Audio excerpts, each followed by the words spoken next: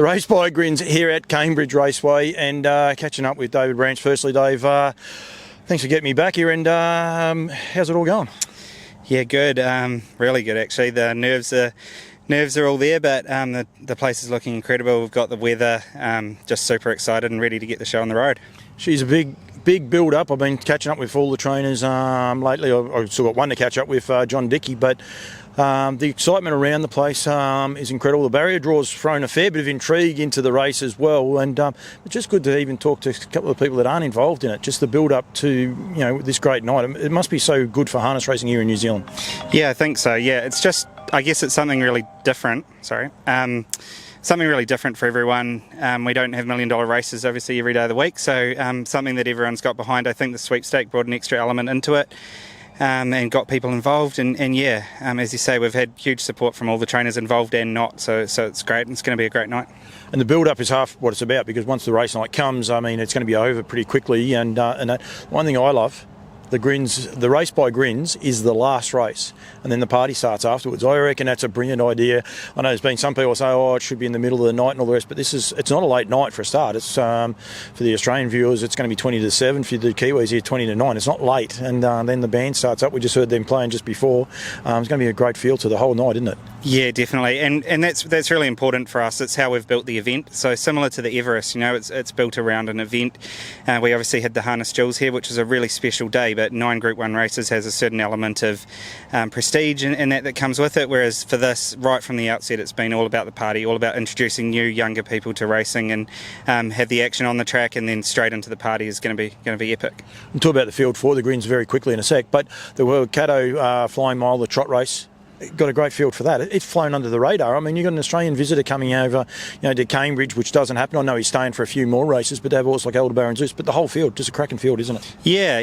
As it's worked out, we haven't obviously got Muscle Mountain, but that's probably opened it right up, and yeah, we're stoked with that. Obviously, it's the first time that's found its new home on this night, so great to have those trotters and make a real night of it as well. Yeah, and some other support races. Your field for the Grins, you must be wrapped. You got the 2 Australians come across, but you've got plenty of other international field with some of the owners in the horses, and I think you've got probably as good a field as what you can get with horses in work at the minute.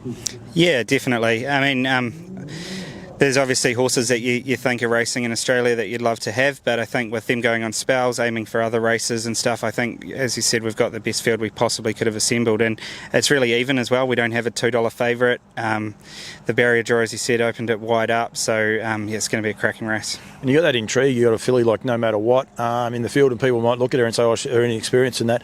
I go back to that Oaks win that I was fortunate enough to see, and it was raw, it was green, but she's a horse with a lot of ability. Not many horses can stop and start as much as what she did and still win a race. I mean, she is that great element, and drawing one, that throws so much more intrigue into the race. Yeah, definitely. I think well done to the slot holders for thinking outside the box, thinking of something different.